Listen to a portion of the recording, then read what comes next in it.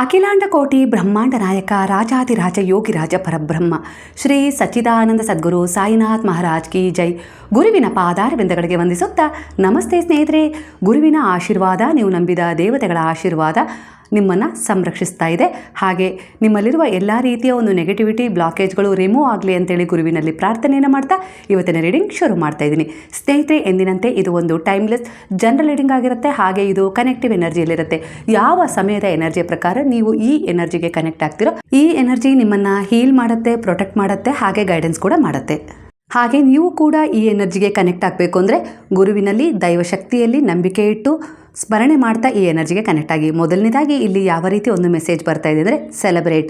ನಿಮ್ಮ ಜೀವನದಲ್ಲಿ ನೀವು ಅತ್ಯಂತ ಶೀಘ್ರದಲ್ಲಿ ಯಾವುದೋ ಒಂದು ವಿಚಾರವನ್ನು ಸೆಲೆಬ್ರೇಟ್ ಮಾಡ್ತೀರಾ. ಅಂದರೆ ಸಂತೋಷದ ಸುದ್ದಿ ಆಗ್ಬೋದು, ಇಲ್ಲ ನಿಮ್ಮ ಜೀವನದಲ್ಲಿ ಯಾವುದನ್ನು ಕಾಯ್ತಾ ಇದ್ರಲ್ಲ ಆ ನಿರೀಕ್ಷೆ ಫಲ ಕೊಡುವ ಒಂದು ಸುದ್ದಿ ನಿಮಗೆ ಆದಷ್ಟು ಬೇಗನೆ ಶೀಘ್ರದಲ್ಲೇ ಸಿಗುತ್ತೆ. ಅದರಿಂದ ನೀವು ಆ ಸಂಭ್ರಮವನ್ನು ಆ ಕ್ಷಣ ಆಚರಿಸ್ತೀರಾ ಅನ್ನೋ ರೀತಿಯಲ್ಲಿ ಬರ್ತಾ ಇದೆ. ಅಂದರೆ ನೀವು ನಿಮ್ಮ ಮಕ್ಕಳ ವಿಚಾರದಲ್ಲಿ ಯಾವ ನಿರೀಕ್ಷೆಯನ್ನು ಇಟ್ಟಿದ್ರಲ್ಲ ಆ ವಿಚಾರ ಈಗ ತೃಪ್ತಿ ತಂದಿದೆ. ಆ ವಿಚಾರವನ್ನು ಕೂಡ ಸೆಲೆಬ್ರೇಟ್ ಮಾಡ್ತಾ ಇದ್ದೀರಾ, ಹೇಳ್ಕೊಳ್ತಾ ಇದ್ದೀರಾ. ನಿಮಗೆ ನಿಮ್ಮೊಳಗೆ ಸಂತೋಷ ಹೆಚ್ಚಾಗಿದೆ. ಈಗ ಅದ್ರ ಬಗ್ಗೆ ಕೂಡ ನೀವೊಂದು ಯೋಜನೆಯನ್ನು ಮಾಡ್ತಾ ಇದ್ದೀರಾ. ಅಂದರೆ ಈ ಒಂದು ಸೆಲೆಬ್ರೇಟ್ ಮಾಡುವ ಕ್ಷಣ ಬಂದಿದೆಯಲ್ಲ ಯಾವ ವಿಚಾರದಲ್ಲಿ, ಆ ವಿಚಾರದಲ್ಲಿ ಒಂದು ಬದಲಾವಣೆ ಆಗಬೇಕು, ಒಂದು ಪರಿಪೂರ್ಣವಾದ ಒಂದು ಹಂತವನ್ನು ಅದು ತಲುಪಬೇಕು. ಹಾಗೆ ಅದು ಇನ್ನೂ ಮಹತ್ತರವಾದ ಒಂದು ತೀರ್ಪಿನೊಂದಿಗೆ ನಿಮ್ಮ ಜೀವನದಲ್ಲಿ ಮರಳಬೇಕು ಅನ್ನೋದು ನಿಮ್ಮ ಆಸೆಯಾಗಿದೆ. ಅದೇ ಪ್ರಕಾರ ಈ ಎನರ್ಜಿ ನಿಮ್ಮ ಎನರ್ಜಿಗೆ ಕನೆಕ್ಟ್ ಆಗಿ ಸೆಲೆಬ್ರೇಟ್ ಮಾಡುವ ಅವಕಾಶವನ್ನು ತಂದುಕೊಡ್ತಾ ಇದೆ. ಒಟ್ಟಾರೆಯಾಗಿ ಈ ಕ್ಷಣದ ಎನರ್ಜಿ ಇಲ್ಲಿ ಯಾವ ರೀತಿ ಒಂದು ಕನೆಕ್ಟ್ ಆಗ್ತಾ ಇದೆ ಅಂದರೆ, ಈ ಕ್ಷಣ ನಿಮ್ಮ ಕನಸು ನನಸಾಗಿದೆ. ಹಾಗೆ ಆ ಖುಷಿಯನ್ನು ನೀವೀಗ ಹಂಚ್ಕೊಳ್ತಾ ಇದ್ದೀರಾ. ಆ ಒಂದು ಫೀಲ್ ಇಲ್ಲಿ ಕಾಣಿಸ್ತಾ ಇದೆ. ಖಂಡಿತ ಈ ಖುಷಿ ನಿಮ್ಮ ಜೀವನದಲ್ಲಿ ನಿರಂತರವಾಗಿರಲಿ.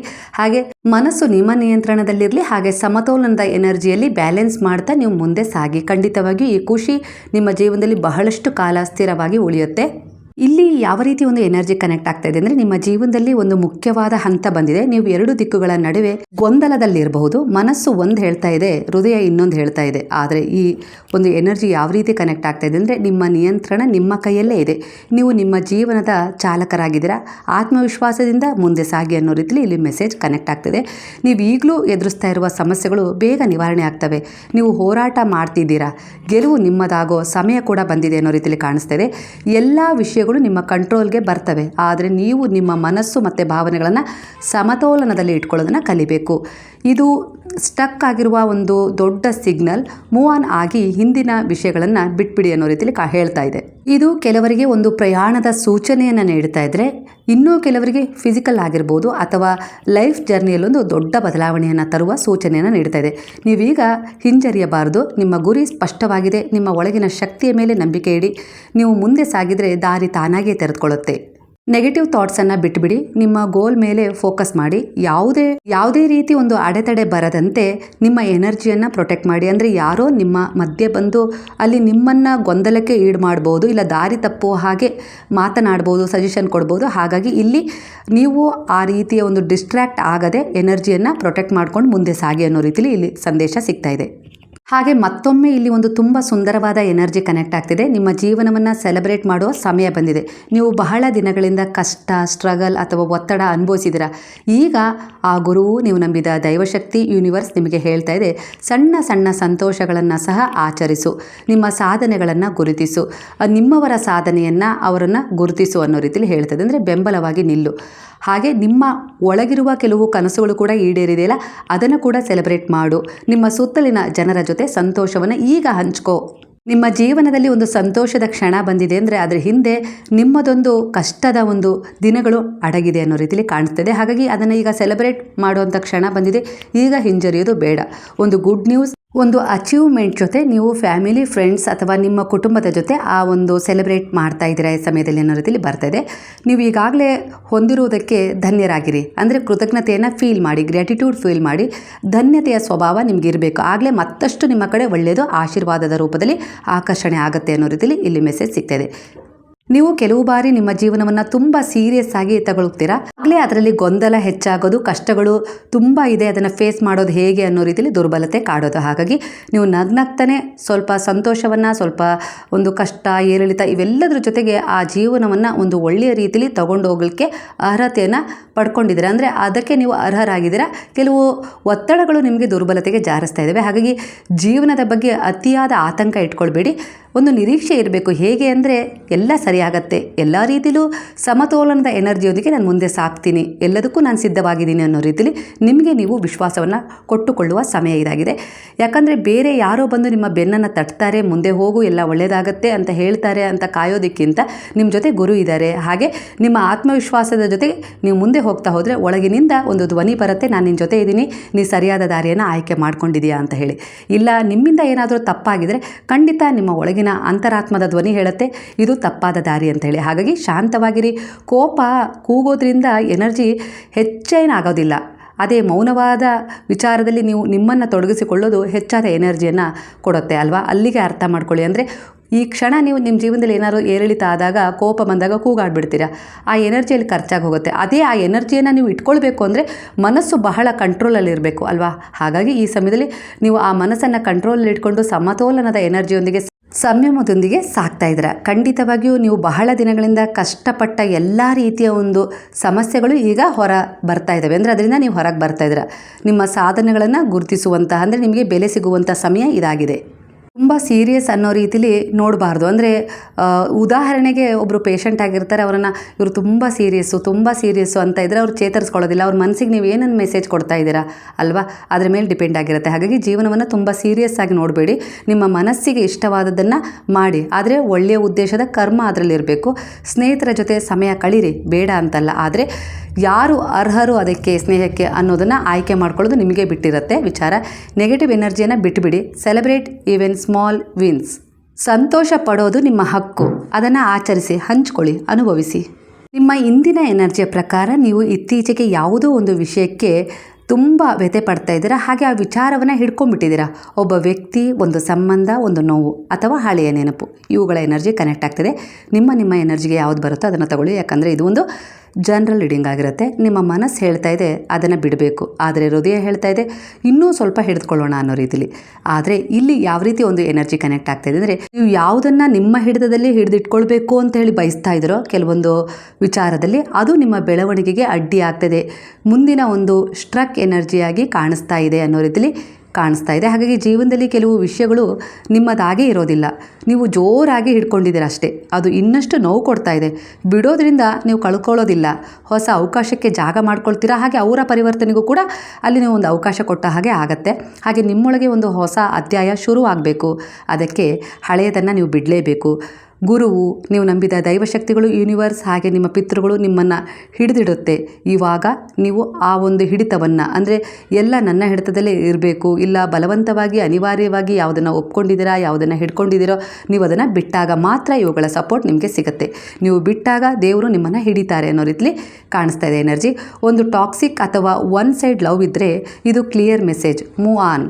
ಒಬ್ಬ ವ್ಯಕ್ತಿ ನಿಮ್ಮ ಲೈಫ್ನಲ್ಲಿ ಬರ್ತಾಳೆ, ಆದರೆ ನೀವು ಹಳೆಯದನ್ನು ಬಿಟ್ಟಾಗ ಮಾತ್ರ ಅನ್ನೋ ರೀತಿಯಲ್ಲಿ ಬರ್ತದೆ. ಹಳೆಯ ವಿಧಾನ, ಹಳೆಯ ಕೆಲಸ ಅಥವಾ ಭಯ ಬಿಟ್ಬಿಡಿ. ಅಂದರೆ ಕೆಲವೊಂದು ವಿಚಾರಗಳಲ್ಲಿ ಹಳೆಯ ವಿಧಾನವನ್ನೇ ಅನುಸರಿಸ್ತಾ ಇದ್ದೀರಾ. ಇಲ್ಲಿ ಸ್ವಲ್ಪ ಹೊಸ ವಿಧಾನವನ್ನು ಅನುಸರಿಸಿ ನೀವು ಏನಾದರೂ ಪ್ರಾಮಾಣಿಕ ಪ್ರಯತ್ನ ಪಟ್ಟರೆ ನಿಮ್ಮ ಒಂದು ವ್ಯಾಪಾರದಲ್ಲಾಗಿರ್ಬೋದು, ಹಾಗೆ ನೀವು ತೆಗೆದುಕೊಂಡ ನಿರ್ಧಾರದಲ್ಲಾಗಿರ್ಬೋದು, ಅಲ್ಲಿ ಯಾವುದೋ ಒಂದು ನೀವು ಮಾಡ್ತಾ ಇರುವ ಒಂದು ಕೆಲಸದಲ್ಲಿ ಇನ್ನೂ ಉನ್ನತಿ, ಬಡ್ತಿ ಸಿಗೋ ಚಾನ್ಸ್ ಹೆಚ್ಚಾಗಿ ಕಾಣಿಸ್ತದೆ. ಹಾಗೆ ಒಂದು ಗೌರವಕ್ಕೆ ನೀವು ಪಾತ್ರರಾಗ್ತೀರಾ. ಹಾಗಾಗಿ ಹಳೆಯ ವಿಧಾನದ ವಿಚಾರವನ್ನು ಸ್ವಲ್ಪ ಹೊಸ ವಿಧಾನದಲ್ಲಿ ರೂಪಾಂತರಿಸಿ ನೋಡಿ. ನಿಮ್ಮ ಜೀವನಕ್ಕೆ ಹೊಸ ಅವಕಾಶ ನಿಮ್ಮನ್ನು ಕಾಯ್ತಾ ಇತ್ತು ಅನ್ನೋ ರೀತಿಯಲ್ಲಿ ನಿಮಗೆ ಒಂದು ಅನುಭವ ಕಾಣುತ್ತೆ ಅನ್ನೋ ರೀತಿಲಿ ಕಾಣ್ತೀರಾ ಅನ್ನೋ ರೀತಿಲಿ ಕಾಣಿಸ್ತಾ ಇದೆ. ಹಾಗೆ ಕ್ಷಮಿಸಿ ಕೆಲವೊಂದು ವಿಚಾರಗಳನ್ನು, ಕೆಲವು ಜನರನ್ನು, ಹಾಗೆ ನಿಮ್ಮನ್ನು ಕೂಡ. ಕೆಲವೊಂದು ಸರಿ ನೀವು ಕೂಡ ತಪ್ಪು ಮಾಡಿರ್ತೀರಾ, ಇಲ್ಲ ಯಾರಿಗೋ ಏನೋ ಅಂದಿರ್ತೀರಾ. ಕೆಲವು ನಿಮ್ಮ ಮಾತುಗಳು, ಕೆಲವು ನಿರ್ಧಾರಗಳು ಯಾರಿಗೋ ಹರ್ಟ್ ಮಾಡಿರ್ತವೆ ನಂಬಿಕೆ ಇಟ್ಟವರಿಗೆ. ಹಾಗಾಗಿ ನಿಮ್ಮನ್ನು ಕೂಡ ಆ ವಿಚಾರ ಗಿಲ್ಟ್ ಕಾಡಿಸೋ ಹಾಗೆ ಮಾಡಿರುತ್ತೆ. ಹಾಗಾಗಿ ಆ ವಿಚಾರವನ್ನು ಕ್ಷಮಿಸ್ಬಿಡ್ಬೇಕು. ಅಂದರೆ ನಿಮ್ಮನ್ನು ಕೂಡ ಕ್ಷಮಿಸ್ಕೊಳ್ಬೇಕು. ಇಲ್ಲ ಅಂದರೆ ನಾನು ಹಾಗೆ ಮಾಡಿಬಿಟ್ಟೆ, ಅವ್ರ ಮನಸ್ಸಿಗೆ ನೋವು ಮಾಡಿಬಿಟ್ಟೆ, ಇಲ್ಲ ನನ್ನಿಂದನೇ ಇದೆಲ್ಲ ಆಗಿದ್ದು, ಈ ರೀತಿ ತಪ್ಪು ನಡೆದಿದ್ದು ಅನ್ನೋ ರೀತಿಯಲ್ಲಿ ನಿಮ್ಮ ಬಗ್ಗೆನೇ ನೀವು ಬಹಳವಾಗಿ ಒಂದು ಭಿನ್ನಾಭಿಪ್ರಾಯ, ದುರ್ಬಲತೆಗೆ ಆ ವಿಚಾರವನ್ನು ತೊಗೊಂಡು ಹೋದಾಗ ಕೆಲವೊಂದು ಸಾರಿ ನಿಮ್ಮ ಮುಂದೆ ಹೋಗ್ಲಿಕ್ಕೆ ಆಗೋದಿಲ್ಲ. ಕಾರಣ ಇಲ್ಲದೆ ಏನೂ ನಡೆಯೋದಿಲ್ಲ, ಆಗ ಹೋಗ್ಬಿಟ್ಟಿದೆ. ಅದು ನಿಮಗೊಂದು ಪಾಠ ಕಲಿಸಿದೆ ಅಲ್ವಾ ಇವಾಗ.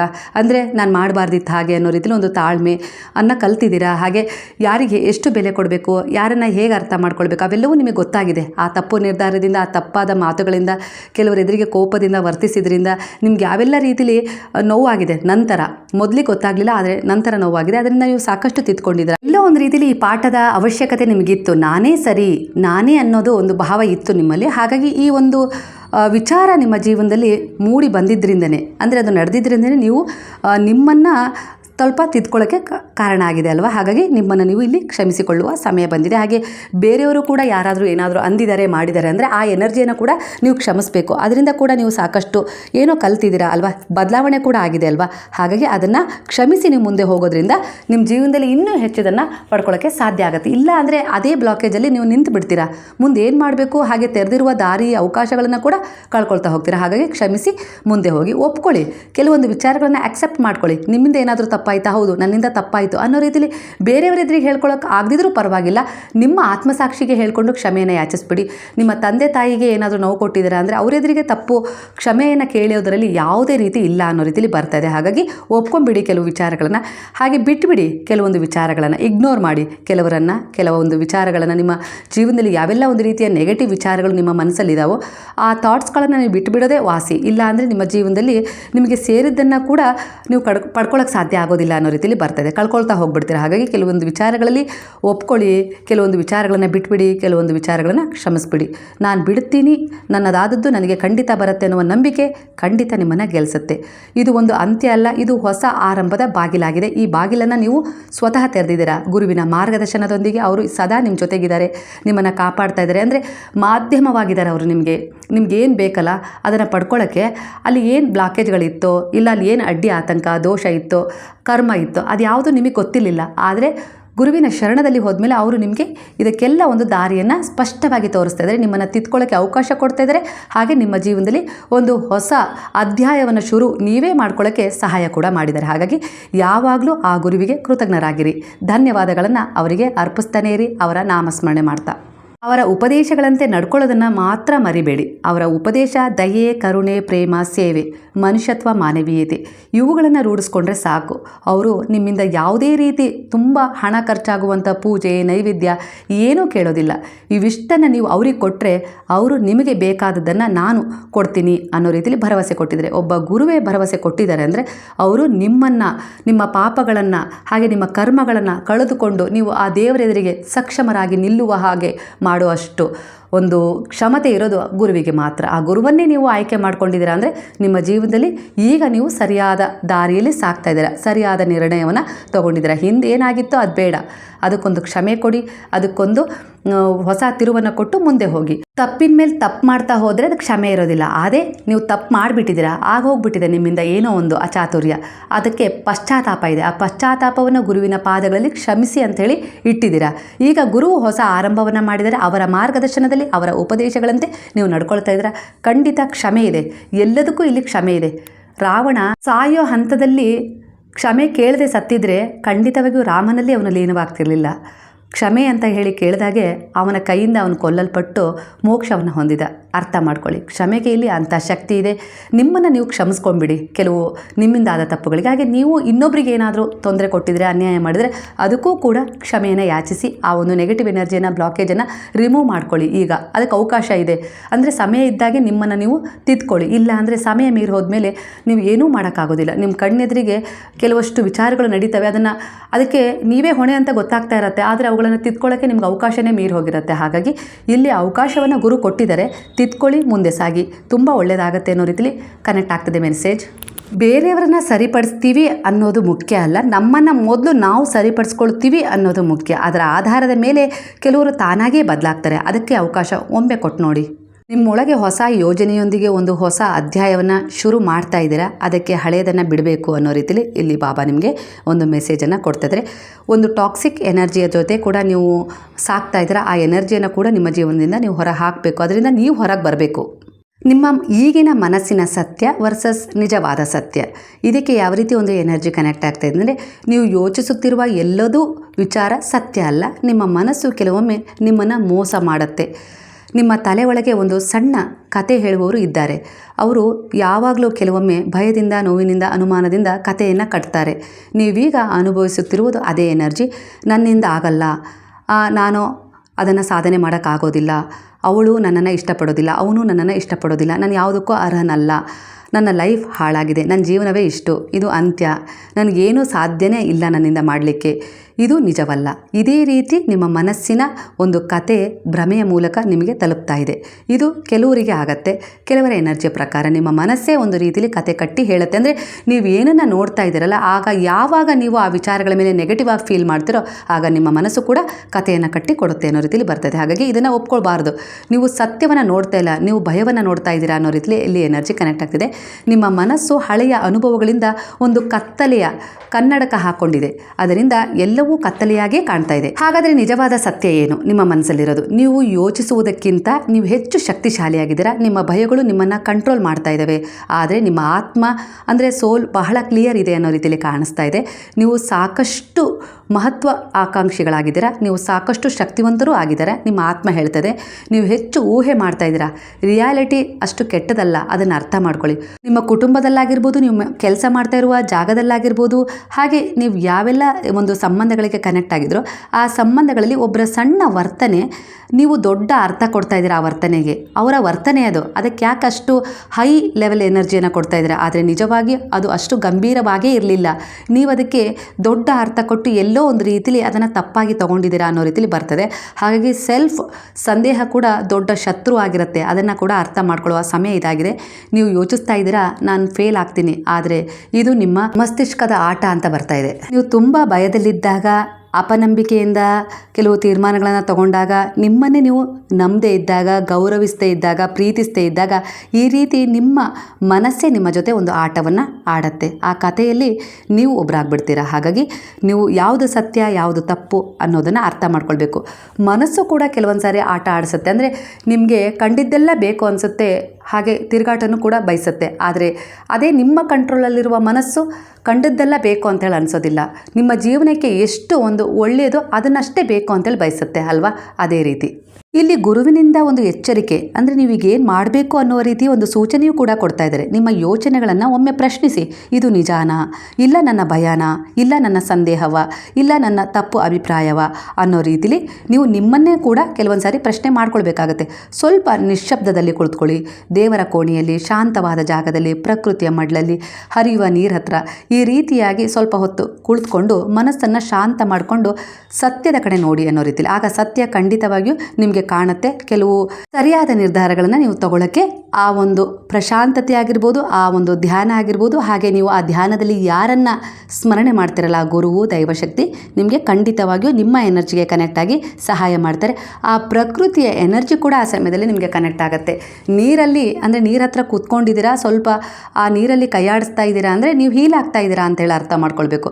ಅಂದರೆ ಆ ರೀತಿಯಾಗಿ ಭಾವನಾತ್ಮಕವಾಗಿ ನೀವು ಪ್ರಕೃತಿಗೆ ಕನೆಕ್ಟ್ ಆಗಬೇಕು. ಆಗಲೇ ಆ ಒಂದು ಪ್ರಕೃತಿ ನಿಮ್ಮನ್ನು ಹೀಲ್ ಮಾಡೋಕ್ಕೆ ಸಾಧ್ಯ. ಅಂದರೆ ನೀವು ಅದ್ರ ಮೇಲೆ ನಂಬಿಕೆ ಇಟ್ಟರೆ ತಾನೇ ಅದರಲ್ಲಿ ಶಕ್ತಿ ಇದೆ, ಅದು ನನ್ನ ಜೊತೆ ಸ್ಪಂದಿಸುತ್ತೆ, ಅದು ನನಗೆಲ್ಲ ರೀತಿಯಲ್ಲೂ ಸಹಾಯ ಮಾಡುತ್ತೆ ಅನ್ನೋ ನಂಬಿಕೆ ನಿಮಗಿದ್ರೆ ತಾನೇ ಆ ಶಕ್ತಿಯ ಅನುಭವ ನಿಮಗಾಗೋದು.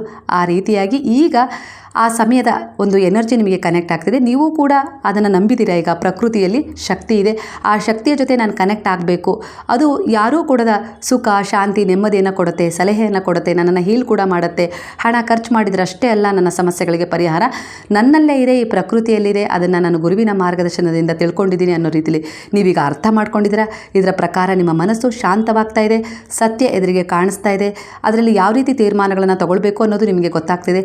ನಿಮ್ಮ ಮೇಲೆ ನಿಮಗೆ ಮೊದಲು ಈಗ ನಂಬಿಕೆ ಬಂದಿದೆ, ಗೌರವ ಬಂದಿದೆ, ಪ್ರೀತಿ ಬಂದಿದೆ. ಮೊದಲಿಗ ನಿಮ್ಮನ್ನು ನೀವು ಪ್ರೀತಿಸ್ಕೊಳ್ಳೋದನ್ನು ಕಲ್ತಿದ್ದೀರಾ. ಯಾರ ಅನಿವಾರ್ಯತೆಗೂ ನಿಮ್ಮ ಸ್ವಾಭಿಮಾನವನ್ನು ಬಿಡದೆ ಅದರಲ್ಲಿ ನೀವು ಧೈರ್ಯವಾಗಿ ಕೆಲವು ಮಾತುಗಳನ್ನು ಆಡೋ ಅಭ್ಯಾಸವನ್ನು ಮಾಡ್ಕೊಳ್ತಾ ಇದ್ದೀರಾ. ಇದು ಎದುರಿಗಿರೋರಿಗೆ ಕಸಿವಿಸಿ ಆಗ್ಬೋದು, ಏರಿಳಿತ ಕಾಣಿಸ್ಕೊಳ್ಬೋದು. ಆದರೆ ನೀವು ಹೇಳ್ತಾ ಇರೋದು ಸರಿ ಅಂತೇಳಿ ಅವ್ರಿಗೆ ಗೊತ್ತಾಗ್ತಾ ಇದೆಯಲ್ಲ, ಹಾಗಾಗಿ ಸರಿ ಅನ್ನೋದನ್ನು ಅವರು ಕೂಡ ಒಪ್ಕೊಳ್ತಾ ಇದ್ದಾರೆ. ಈಗ ಅಂದರೆ ನೀವು ಇಷ್ಟು ದಿನ ಅವರ ಒಂದು ದೌರ್ಬಲ್ಯತೆಗೆ ನೀವು ಒಳಗಾಗ್ಬಿಟ್ಟಿದ್ರಿ. ಆದರೆ ಈಗ ಹಾಗಲ್ಲ, ನೀವು ನಿಮ್ಮ ಸ್ವಾಭಿಮಾನವನ್ನು ಬೆಳೆಸ್ಕೊಳ್ಳೋದು ತಿಳಿಸ್ಕೊಳ್ಳೋದ್ರ ಜೊತೆಗೆ ಕೆಲವರಿಗೆ ಸರಿಯಾದ ಉತ್ತರವನ್ನು ಕೊಡ್ತಾ ಇದ್ದಾರೆ. ಅವರಿಗೆ ಈಗ ಅನಿಸ್ತಾ ಇದೆ ನಾನೇ ಎಲ್ಲೋ ಒಂದು ರೀತಿಯಲ್ಲಿ ತಪ್ಪಾಗಿ ಮಾತಾಡ್ತಿದ್ದೆ, ನಾನೂ ಸ್ವಲ್ಪ ಬದಲಾವಣೆ ಆಗಬೇಕು. ಮೊದಲಿಗೆ ಅವರಿಗೆ ಕಷ್ಟ ಆಗುತ್ತೆ, ಯಾಕಂದರೆ ನಿಮ್ಮ ಒಂದು ವಿರೋಧವನ್ನು ಎದುರಿಸೋದು ಅವರಿಗೆ ಎಲ್ಲೋ ಒಂದು ರೀತಿಯಲ್ಲಿ ಬ್ಯಾಡ್ ಫೀಲ್ ಆಗುತ್ತೆ. ಹಾಗೆ ಅಹಂಕಾರ ಅಡ್ಡ ಬರ್ಬೋದು. ಆದರೆ ನಿಧಾನವಾಗಿ ಕಾಲಕ್ರಮೇಣ ಅವರು ನಿಮ್ಮ ಮಾತುಗಳು ಕೂಡ ಸರಿ ಅನ್ನೋ ರೀತಿಯಲ್ಲಿ ಒಪ್ಕೊಳ್ತಾರೆ.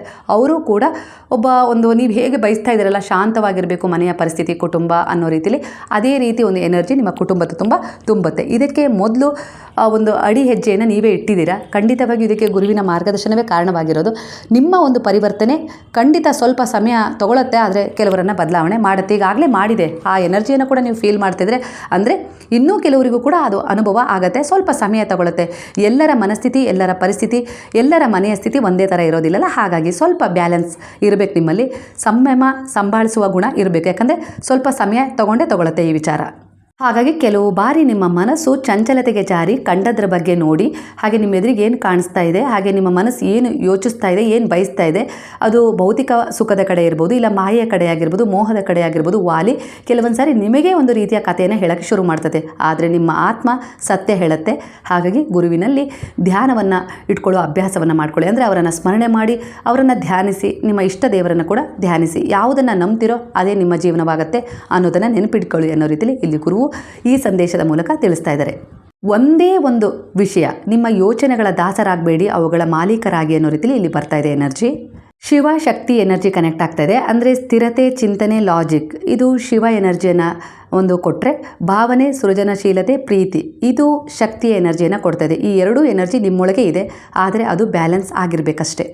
ನಿಮ್ಮ ಇಂದಿನ ಸ್ಥಿತಿ, ನಿಮ್ಮೊಳಗೆ ಒಂದು ಅಸಮತೋಲನ ಇದೆ. ಬಹಳ ಲಾಜಿಕ್ ಅಂದರೆ ಭಾವನೆ ಕಡಿಮೆ ಅಥವಾ ತುಂಬ ಭಾವನೆ, ನಿರ್ಧಾರ ತಗೊಳ್ಳೋ ಶಕ್ತಿ ಕಡಿಮೆ ಇದೆ ಅನ್ನೋ ರೀತಿಯಲ್ಲಿ ಕಾಣಿಸ್ತಾ ಇದೆ.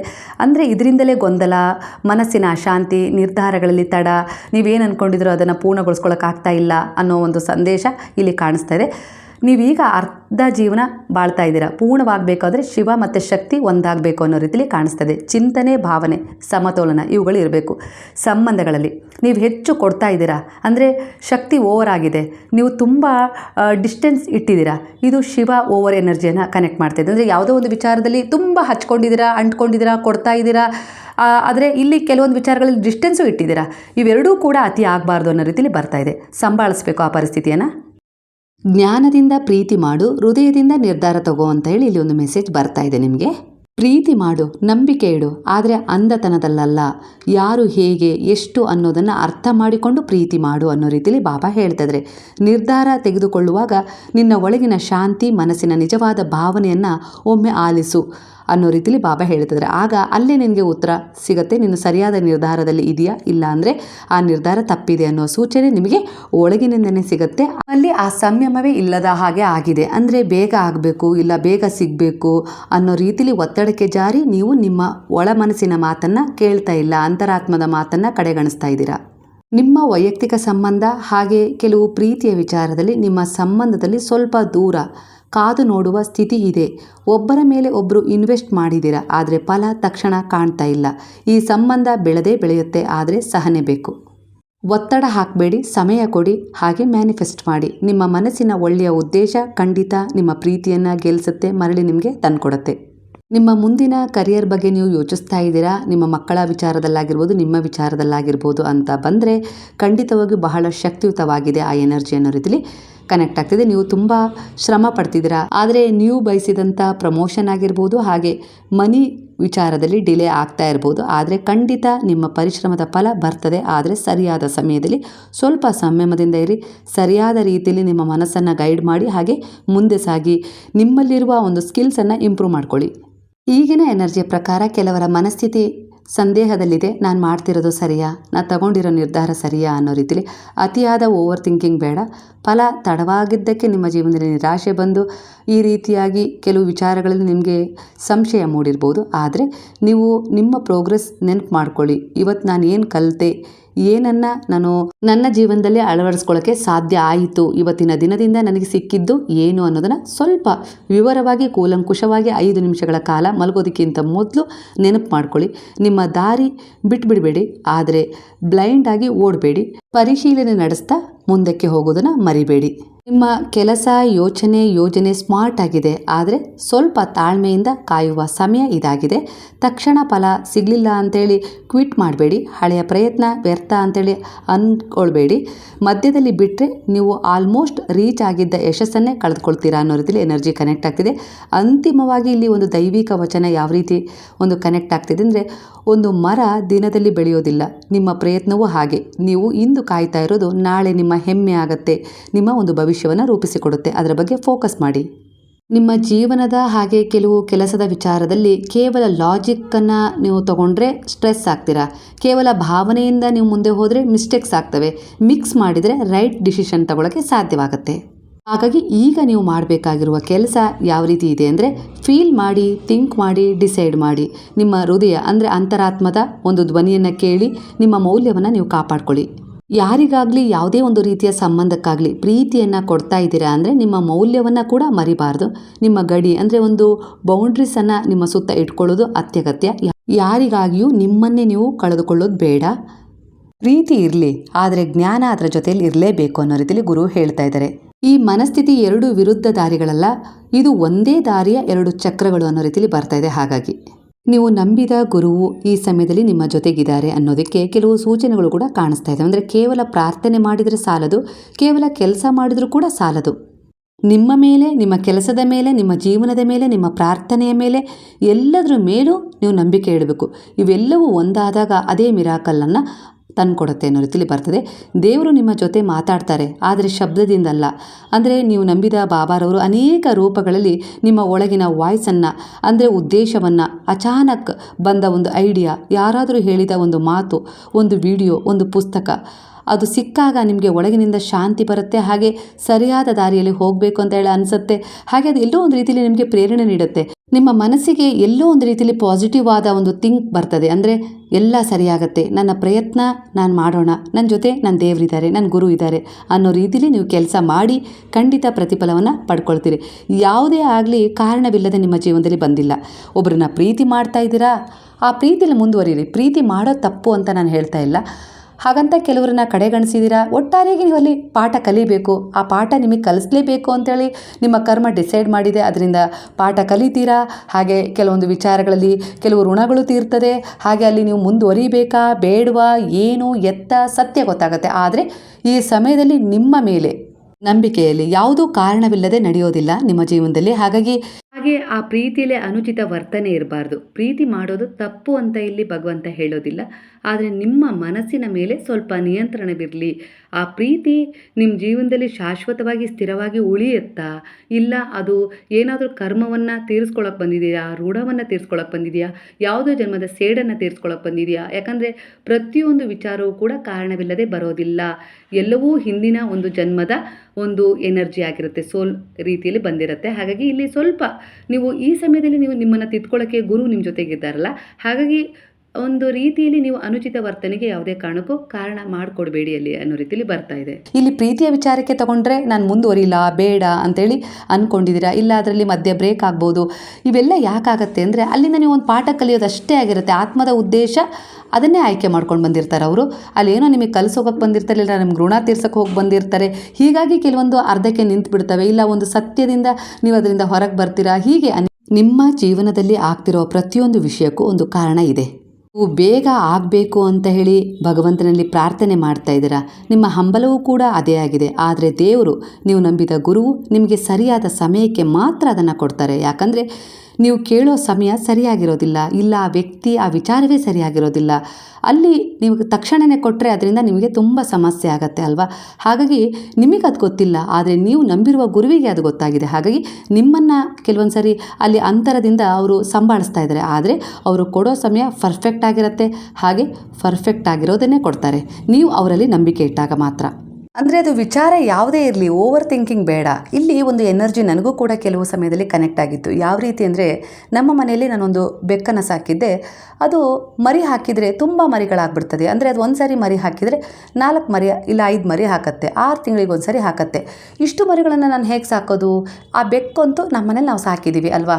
ಅದು ಪ್ರತಿ ಸಾರಿನೂ ಮರಿ ಹಾಕಿದಾಗ ನಾನು ಅಷ್ಟೊಂದು ಮರಿಗಳನ್ನು ಏನು ಮಾಡೋದು, ಹೇಗೆ ಸಾಕೋದು, ಯಾರಿಗೆ ಕೊಡೋದು, ಹೀಗೆಲ್ಲ ಆಲೋಚನೆ ನಾನೂ ಮಾಡ್ತಾ ಇದ್ದೆ ಒಂದೊಂದು ಸಾರಿ. ಏನು ಮಾಡೋದು ಕಾದಪ್ಪ, ಅದು ನನಗಿಷ್ಟ, ನನಗೆ ಬೆಕ್ಕು ಸಾಕೋದು ತುಂಬ ಇಷ್ಟ. ಆದರೆ ಅದ್ರ ಮರಿಗಳನ್ನೆಲ್ಲ ನಾನು ಹೇಗೆ ನೋಡ್ಕೊಳಕ್ಕಾಗತ್ತೆ ಅಂತೇಳಿ ಯಾವಾಗಲೂ ಅಂದ್ಕೊಳ್ತಿದ್ದೆ. ಆದರೂ ಇರಲಿ, ನನಗೆ ಬೆಕ್ಕಂದರೆ ತುಂಬ ಇಷ್ಟ, ನಮ್ಮ ಮನೇಲಿ ಇರಲಿ, ಅದು ಏನಾದರೂ ಆಗಲಿ ಇರಲಿ ಅಂಥೇಳಿ ಅಂದ್ಕೊಳ್ತಿದ್ದೆ. ಅಂದ್ಕೊಂಡೇ ಸಾಕಿದೆ. ಅದು ಮರಿ ಹಾಕ್ತು, 4, 5 ಹೀಗೆ ಮರಿ ಹಾಕ್ತಾಯಿತ್ತು. ಹಾಕಿದಾಗ ಯಾರಾದರೂ ಅದು ಸ್ವಲ್ಪ ದೊಡ್ಡದಾದಾಗ ಯಾರಾದರೂ ಬಂದು ನಮಗೊಂದು ಕೊಡಿ ಅಂಥೇಳಿ ಇಷ್ಟಪಟ್ಟು ತೊಗೊಂಡೋಗ್ತಿದ್ರು. ಕೆಲವೊಂದು ಸಾರಿ ಅದು ಮರಿ ಹಾಕಿದ ತಕ್ಷಣವೇ ಅದರಲ್ಲಿ ಸತ್ತೋಗ್ಬಿಡ್ತಿತ್ತು, ಏನೋ ಕಾರಣ ಗೊತ್ತಿಲ್ಲದೆ. ಇಲ್ಲ ಒಂದೊಂದು ಸರಿ ನನ್ನ ಮನೆ ಎದುರಿಗೆ ಆಟ ಆಡಿಸ್ತಾ ಇರಬೇಕಾದ್ರೆ ಯಾವುದೋ ಒಂದು ನಾಯಿ ಬಂದು ಅದನ್ನು ಕಚ್ಚಿ ಸಾಯಿಸಿದ್ದು ಉಂಟು. ಈ ರೀತಿ ಎಲ್ಲ ಆಗ್ತಿತ್ತು. ಒಟ್ಟಾರೆಯಾಗಿ ಆ ಇಷ್ಟು ಮರಿಗಳಲ್ಲಿ ಕೆಲವು ಮರಿಗಳು ಬದುಕಿದ್ದು. ಅದು ಒಂದು 10 ಸಾರಿ ಮರಿ ಹಾಕಿದ್ರು ಕೂಡ ಈ ಕ್ಷಣಕ್ಕೆ ಹೇಳಬೇಕು ಅಂದರೆ ಅಮ್ಮನ ಜೊತೆ ಯಾವ ಮರಿನೂ ಕೂಡ ಬದುಕಿಲ್ಲ. ಇಷ್ಟೇ ಜೀವನ. ನಾವಷ್ಟೇ ಓವರ್ ಥಿಂಕಿಂಗ್ ಮಾಡ್ತಾ ಇದ್ವಿ. ಅದು ಹಾಗೆ ಆಗಬೇಕು, ಹೀಗೆ ಆಗಬೇಕು, ಹೀಗೆ ಇರಬೇಕು, ಅಷ್ಟಾದರೆ ಹೇಗೆ, ಇಷ್ಟಾದರೆ ಹೇಗೆ, ತುಂಬ ಜನ ಇರೋದ್ರಿಂದ ಮನೆ ಹೇಗೆ ಸಂಭಾಳಿಸೋದು, ಅವ್ರು ಬಂದರೆ ಹೇಗೆ, ಇವ್ರು ಬಂದರೆ ಹೇಗೆ, ಇವೆಲ್ಲ ಮನುಷ್ಯನ ಒಂದು ಓವರ್ ಥಿಂಕಿಂಗೆ. ಆದರೆ ಅವು ಒಂದಿನ ಏನಾಯಿತು ಅಂದರೆ ಕೊನೆಯದಾಗಿ ಆ ಒಂದು ಟೈನಿ ಅದು ನಮ್ಮ ಮನೆಯಲ್ಲಿ ತುಂಬ ಜನ ಇದ್ದರು, ಫಂಕ್ಷನ್ ಇತ್ತು ಅವತ್ತು. ಹಾಗಾಗಿ ಅದು ಮರಿ ಹಾಕೋ ಸಮಯ ಬಂದಾಗ ಅದು ಎಲ್ಲೋ ಹೋಗಿ ಮರಿ ಹಾಕಿಬಿಡ್ತು. ಅದಕ್ಕೊಂದು ಸುರಕ್ಷಿತ ಜಾಗ ಅನ್ನೋ ರೀತಿಲಿ, ಯಾಕಂದರೆ ನಮ್ಮ ಮನೇಲಿ ಬೇರೆಯವರು ಜನ ಇದ್ದಿದ್ದರಿಂದ ಅದಕ್ಕೆಲ್ಲೋ ಒಂದು ರೀತಿಲಿ ಈ ಜಾಗ ಅಸುರಕ್ಷಿತ ಅಂತ ಅನಿಸ್ತು. ಹಾಗಾಗಿ ಬೇರೆ ಕಡೆ ಮರಿ ಹಾಕ್ತು. ಅದು ಹಾಕಿದ ತಕ್ಷಣ ನಮ್ಮ ಮನೆಗೆ ಬರ್ತಿತ್ತು, ದಿನಾ ಊಟಕ್ಕಂತೂ ಕರೆಕ್ಟಾಗಿ ಬರ್ತಿತ್ತು, ಊಟ ಮಾಡ್ಕೊಂಡು ಹೋಗ್ತಿತ್ತು. ಆದರೆ ಅದು ಒಂದು 3 ದಿನಕ್ಕೆ ಅದು ಬರಲೇ ಇಲ್ಲ, ಇನ್ಯಾವತ್ತೂ ಬರಲಿಲ್ಲ. ಅಂದರೆ ಅದು ಯಾವ ಜಾಗದಲ್ಲಿ ಮರಿ ಹಾಕಿತ್ತು ಅದು ನಮಗೆ ಗೊತ್ತಾಗಲಿಲ್ಲ. ಆದರೆ ನಮ್ಮ ಬೆಕ್ಕಂತೂ ಸತ್ತೋಯ್ತು ಅಂಥೇಳಿ ನಮ್ಗೆ ಗೊತ್ತಾಯಿತು. ಅಂದರೆ ಅದನ್ನು ಯಾರೋ ಹಿಡ್ಕೊಂಡು ಹೋದರು, ಅದನ್ನು ತಿಂದುಬಿಟ್ರು ಅನ್ನೋ ರೀತಿಲಿ ಯಾರೋ ನಮಗೆ ಹೇಳಿದರು. ಆದರೆ ಆ ಮರಿಯನ್ನು ನಾವು ಎಲ್ಲಿಂದ ತರೋಣ? ಯಾಕಂದರೆ ಅದು ಎಲ್ಲಿ ಯಾವ ಜಾಗದಲ್ಲಿ ಹಾಕಿದೆ ಅಂತೇಳಿ ನಮಗೆ ಗೊತ್ತಿಲ್ಲ ಅಲ್ವಾ.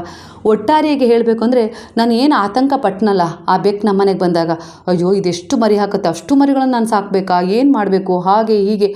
ನೋಡಿ ಹೇಗಾಯ್ತಲ್ವ ನನ್ನ ಈ ಓವರ್ ಥಿಂಕಿಂಗ್. ಇಲ್ಲಿ ನನಗೆ ಆ ಗುರುವು ಒಂದು ಸರಿಯಾದ ಪಾಠವನ್ನು ಕಲಿಸಿದರು. ನಾನಾಗಿ ಸುಮ್ಮನೆ ವಿನಾಕಾರಣವಾಗಿ ಓವರ್ ಥಿಂಕಿಂಗ್ ಮಾಡ್ಕೊಳ್ತಾ ಇದ್ದೀನಿ. ಮೊದಲೇ ಎಲ್ಲವೂ ಪೂರ್ವ ನಿರ್ಧಾರಿತ. ನಾನು ಯಾಕೆ ಸುಮ್ಮನೆ ಯೋಚನೆ ಮಾಡಬೇಕು, ಚಿಂತೆ ಮಾಡಬೇಕು, ಕರ್ಮ ಮಾತ್ರ ಮಾಡಬೇಕು ಅನ್ನೋದನ್ನು ನಾನು ಕೂಡ ಕೆಲವೊಂದು ಸಾರಿ ನನ್ನದೇ ಜೀವನದ ಅನುಭವಗಳ ಮೂಲಕ ಕಲಿತಾ ಇದ್ದೀನಿ. ಅಂದರೆ ಹೇಳಬೇಕು ಅಂದರೆ ಜೀವನ ಸಾಕಷ್ಟು ನಮಗೆ ಕಲಿಸುತ್ತೆ. ಹಾಗಾಗಿ ಮೊದಲಿಗೆ ನಾವು ಓವರ್ ಆಗಿ ಥಿಂಕ್ ಮಾಡಲೇಬಾರ್ದು. ಒಂದು ಸಾರಿ ಒಂದು ನಾಯಿನ ಒಂದು ಮಗು ತಂತು. ಆ ಮಗು ಆ ನಾಯಿನ ಸಾಕ್ತಾ ಇತ್ತು. ಆದರೆ ಅವರಮ್ಮ ತುಂಬ ಆ ನಾಯಿ ಬೇಡ ಅದನ್ನು ತಗೊಂಡೋಗಿ ಬಿಟ್ಟು ಬಾ ಅಂತ ಹೇಳಿಬಿಟ್ಟು ಆ ಮಗುಗೆ ತುಂಬ ಒತ್ತಡ ಹಾಕಿದರು. ಅವನು 8ನೇ ಕ್ಲಾಸ್ ಇರ್ಬೋದು ಆ ಹುಡುಗ. ಅವ್ರ ಅಮ್ಮ ತುಂಬ ಕಿರಿಕಿರಿ ಮಾಡ್ತಾ ಇದ್ರಲ್ಲ, ಅಂದರೆ ನಾಯಿ ತೊಗೊಂಬಂದಿದೆಯಾ, ಅದು ಮುಂದೆ ತುಂಬ ತೊಂದರೆ ಆಗುತ್ತೆ, ಬೇರೆ ನಾಯಿಗಳು ಬರ್ತವೆ ಅದ್ರ ಜೊತೆ, ಅದು ಮರಿ ಹಾಕುತ್ತೆ, ಹೇಗೆ ಸಾಕೋದು, ಹಾಗೆ ಹೀಗೆ, ಅದನ್ನು ಎಲ್ಲಿಡೋದು, ಏನೇನೋ ಹೇಳಿಬಿಟ್ರು. ಆ ಮಗುವಿಗೆ ಅದು ಯಾವ ರೀತಿ ದುಃಖ ಆಯಿತೋ ಏನೋ ಗೊತ್ತಿಲ್ಲ. ಅಮ್ಮನ ಮಾತು ಕೇಳಲೇಬೇಕಲ್ವಾ. ಹಾಗಾಗಿ ಅವನು ನಾಯಿನೇನೋ ಬಿಟ್ಟು ಬಂದ. ಆದರೆ ನಾಯಿ ಬಿಟ್ಟು ಬಂದ 3 ದಿನಕ್ಕೆ ಆ ಹುಡುಗ ಆತ್ಮಹತ್ಯೆ ಮಾಡ್ಕೊಂಡ್ಬಿಟ್ಟ. ಅಮ್ಮ, ನನಗೆ ನೀನೆಷ್ಟು ತುಂಬ ಪ್ರೀತಿ ಮಾಡ್ತೀನೋ ಹಾಗೆ ನಾಯಿನೂ ನಾನು ತುಂಬ ಪ್ರೀತಿ ಮಾಡ್ತೀನಮ್ಮ, ನಂಗೆ ಅದನ್ನು ಬಿಟ್ಟಿರೋಕ್ಕಾಗಲ್ಲ, ಹಾಗಾಗಿ ನಾನು ಕೂಡ ದೂರ ಹೋಗ್ಬಿಡ್ತೀನಿ ನಿನ್ನನ್ನು ಬಿಟ್ಟು ಅನ್ನೋ ರೀತಿಲಿ ಒಂದು ಪತ್ರ ಬರೆದು ಆತ್ಮಹತ್ಯೆ ಮಾಡ್ಕೊಂಡ್ಬಿಟ್ಟ. ಇದು ಸತ್ಯ ಘಟನೆ ಅಲ್ವಾ. ಹಾಗಾಗಿ ಕೆಲವೊಂದು ವಿಚಾರಗಳನ್ನು ನಾವು ನಾಜೂಕಾಗಿ ಹ್ಯಾಂಡಲ್ ಮಾಡಬೇಕಾಗತ್ತೆ. ಓವರ್ ಥಿಂಕಿಂಗೂ ಮಾಡ್ಕೊಳ್ಬಾರ್ದು, ಹಾಗೆ ಬೈಯೋದಾಗಿರ್ಬೋದು, ಕೂಗೋದಾಗಿರ್ಬೋದು, ಈ ರೀತಿಯೂ ಮಾಡಬಾರ್ದು. ಈಗ ಅವರಮ್ಮ ಹೇಳ್ತಾರೆ, ನಾನು ನಾಯಿನ ಹೊರಗೆ ಬಿಟ್ಬಾ ಅಂತ ಹೇಳಿಲ್ಲ ಅಂದಿದ್ರೆ ನನ್ನ ಮಗ ಬದುಕ್ತಿದ್ದ ಅಂಥೇಳಿ. ಆಗೋದು ನಡೆದು ಹೋಗ್ಬಿಡ್ತಲ್ವ. ಕರ್ಮ ಎಲ್ಲದೂ ಅಷ್ಟೇ. ಆ ನಾಯಿ ಒಂದು ಕರ್ಮವಾಗಿ ಬಂದಿತ್ತಾ, ಇಲ್ಲ ಅದರ ಋಣ ಅಷ್ಟೇ ಇತ್ತಾ, ಇದಕ್ಕೆ ಏನು ಉತ್ತರ ಅಂತ ಹೇಳೋಕ್ಕೆ ಆಗೋದೇ ಇಲ್ಲ. ಯಾಕಂದರೆ ಇದು ಭಗವಂತನ ಒಂದು ಯೋಜನೆ ಆಗಿತ್ತು, ಅದಕ್ಕೆ ನಾವು ಪಾತ್ರಧಾರಿಗಳಷ್ಟೇ. ಹಾಗಾಗಿ ಇಲ್ಲಿ ನಮ್ಮ ಕೈಯಿಂದ ಏನೂ ಸಾಧ್ಯ ಇಲ್ಲ, ಎಲ್ಲ ಭಗವಂತನೇ ನಮ್ಮ ಕೈಯಿಂದ ಮಾಡಿಸ್ತಾ ಇರೋದು. ಆ ರೀತಿಯಾಗಿ ನಾವು ಅವರಲ್ಲಿ ಶರಣಾಗಬೇಕು. ಪ್ರಯತ್ನ ಮಾತ್ರ ನಮ್ಮದು, ಫಲ ಅವರೇ ಕೊಡೋದು. ಹಾಗೆ ಶಕ್ತಿನೂ ಜ್ಞಾನನೂ ಬುದ್ಧಿನೂ ಎಲ್ಲವೂ ಅವರೇ ನಮ್ಮಲ್ಲಿ ತುಂಬೋದು. ಹಾಗಾಗಿ ಚಂಚಲತೆ ಮನಸ್ಸಾಗಿರ್ಬೋದು, ರಾಕ್ಷಸತ್ವ ಗುಣ ಆಗಿರ್ಬೋದು, ದೈವಿಕ ಗುಣ ಆಗಿರ್ಬೋದು, ಎಲ್ಲವೂ ನಮಗೆ ಸಹಜವಾಗೇ ಬರ್ತವೆ. ಇಲ್ಲಿ ಸಹಜವಾಗೇ ಸಿಗುವಂಥ ಆ ಗುಣಗಳಿಗೆ ನಾವು ಅಂದರೆ ಹೊಂದ್ಕೊಂಡಿರ್ತೀವಿ. ಆದರೆ ನಮಗಿಲ್ಲಿ ಸರಿಯಾದ ಮಾರ್ಗದರ್ಶನ ಬೇಕು, ಗೈಡೆನ್ಸ್ ಬೇಕು. ಅಂದರೆ ಖಂಡಿತವಾಗಿಯೂ ಗುರುವಿನಲ್ಲೇ ನಾವು ಶರಣಾಗಬೇಕು. ಅವ್ರು ಮಾತ್ರ ನಮಗೆ ಸರಿಯಾದ ದಾರಿಯನ್ನು ತೋರಿಸ್ಬಲ್ರು ಅಲ್ವಾ. ನಾವು ಮಕ್ಕಳನ್ನು ಯಾಕೆ ಶಾಲೆಗೆ ಹಾಕ್ತೀವಿ? ವಿದ್ಯಾವಂತರಾಗಲಿ, ಸಮರ್ಥರಾಗಲಿ, ಒಂದು ಒಳ್ಳೆಯದನ್ನು ಕಲೀಲಿ, ಪ್ರಪಂಚ ಜ್ಞಾನ ಕಲೀಲಿ, ಅವ್ರ ಜೀವನವನ್ನು ರೂಪಿಸ್ಕೊಳ್ಳೋಕ್ಕೆ ಅವ್ರು ಏನಾದರೂ ಕಲೀಲಿ ಅನ್ನೋ ವಿಶ್ವಾಸದಿಂದ ಗುರುಗಳ ಕೈಗೆ ಅವ್ರನ್ನ ಒಪ್ಪಿಸ್ತೀವಿ. ರಕ್ಷಣೆ ಮಾಡ್ತಾರೆ, ಹೊಡಿತಾರೆ, ತನ್ನಂತೆ ತನ್ನ ಶಿಷ್ಯ ಆಗಲಿ ಅಂತೇಳಿ ಬಯಸ್ತಾರೆ. ಈಗ ಕೆಲವರು ಅಂಥ ಗುರುಗಳು ಇಲ್ಲ. ಕೆಲವೊಂದು ಸಾರಿ ಅದು ಕೂಡ ನಮ್ಮ ಅನುಭವಕ್ಕೆ ಬಂದಿದೆ. ಅಂದರೆ ಎಲ್ಲವೂ ಇಲ್ಲಿ ಸ್ವಾರ್ಥ ತುಂಬಿದ ಜಗತ್ತಲ್ಲಿ ಹೇಗೆ ಬದುಕೋದು ಅನ್ನೋದನ್ನು ನಾವು ಕೂಡ ಅರ್ಥ ಮಾಡ್ಕೊಳ್ಳೇಬೇಕಾಗತ್ತೆ. ಪರಿವರ್ತನೆ ಜಗದ ನಿಯಮ, ಅದನ್ನು ನಾವು ಅರ್ಥ ಮಾಡಿಕೊಂಡು ಬದುಕಬೇಕು. ಆದರೆ ನಮ್ಮ ಕರ್ಮದ ಉದ್ದೇಶ ಒಳಿತಿನಿಂದ ಕೂಡಿರಬೇಕು, ಜ್ಞಾನ ಇರಬೇಕು, ಯಾವುದನ್ನು ಕೂಡ ಅತಿಯಾಗಿ ಹಚ್ಕೊಳ್ಬಾರ್ದು, ಅಂಟ್ಕೊಳ್ಬಾರ್ದು. ಕೆಲವೊಂದು ವಿಚಾರಗಳಿಗೆ, ಜೀವನದಲ್ಲಿ ನಡೆದು ಹೋದ ಘಟನೆಗಳಿಗಾಗಿರ್ಬೋದು, ಮುಂದೆ ಏನಾಗುತ್ತೆ ಅನ್ನೋ ಒಂದು ಘಟನೆಗಳಿಗಾಗಿರ್ಬೋದು, ಯಾವುದಕ್ಕೂ ಅಂಟ್ಕೊಳ್ಬಾರ್ದು. ಇವತ್ತಿನ ಕರ್ಮ ಶುದ್ಧವಾಗಿದ್ದರೆ ಖಂಡಿತ ನಾಳೆಯ ದಿನ ಕೂಡ ಶುದ್ಧವಾಗಿರುತ್ತೆ ಅನ್ನೋದ್ರ ಮೇಲೆ ವಿಶ್ವಾಸವಿಟ್ಟು ಮುಂದೆ ಸಾಗಬೇಕು ಸ್ನೇಹಿತರೆ. ನನ್ನ ಜೀವನಕ್ಕೂ ಕೂಡ ಅನೇಕ ರೀತಿಯ ವಿಚಾರಗಳು ಎದುರಾಗ್ತವೆ. ಯಾಕಂದರೆ ಯಾರೂ ಇಲ್ಲಿ ಜ್ಞಾನಿಗಳಲ್ಲ. ಜ್ಞಾನ ಅನ್ನೋದು ದಿನನಿತ್ಯದ ಬದುಕು, ದಿನನಿತ್ಯದ ಕಷ್ಟ, ನೋವು, ನಿಂದನೆ ಇವೆಲ್ಲವೂ ಕಲಿಸ್ತಾ ಹೋಗ್ತವೆ ನಮಗೆ. ಅದನ್ನು ನಾವು ಒಳ್ಳೆ ರೀತಿಯಲ್ಲಿ ತಗೊಳ್ತೀವೋ ಇಲ್ಲ ಅದನ್ನು ಕಡೆಗಣಿಸ್ತೀವೋ ಇಲ್ಲ ಅದನ್ನು ಅಡ್ಡದಾರಿಯಲ್ಲಿ ಉಪಯೋಗಿಸ್ಕೊಳ್ತೀವೋ ಅದು ನಮ್ಮ ಜ್ಞಾನಕ್ಕೆ ಬಿಟ್ಟ ವಿಚಾರ. ಅದರ ಸ್ವತಂತ್ರತೆನ ಭಗವಂತ ನಮಗೆ ಕೊಟ್ಟಿರ್ತಾರೆ. ಹಾಗಾಗಿ ಇಲ್ಲಿ ಕರ್ಮಗಳು ವಿವಿಧ ರೀತಿಯಲ್ಲಿ ನಡೀತಾನೆ ಇರ್ತವೆ, ಆಗ್ತಾನೆ ಇರ್ತವೆ. ಅದಕ್ಕೆ ತಕ್ಕ ಹಾಗೆ ಪ್ರತಿಯೊಬ್ಬ ಮನುಷ್ಯನು ಒಂದಲ್ಲ ಒಂದು ರೀತಿಯ ಸಮಸ್ಯೆಗಳಿಗೆ ಸಿಕ್ಕಿ ಸಫರನ್ನು ಮಾಡ್ತಾನೆ ಇರ್ತೀವಿ ಅಲ್ವಾ ಸ್ನೇಹಿತರೆ. ಹಾಗಾಗಿ ಇವತ್ತಿನ ದಿನವನ್ನು ಶುದ್ಧವಾಗಿ ಇಟ್ಕೊಳ್ಳೋಣ. ಭಗವಂತ ತಾನಾಗೇ ನಮ್ಮ ಜೊತೆಯಾಗಿ ನಮಗೆ ಮುಂದಿನ ದಾರಿಯನ್ನು ತೋರಿಸ್ತಾರೆ.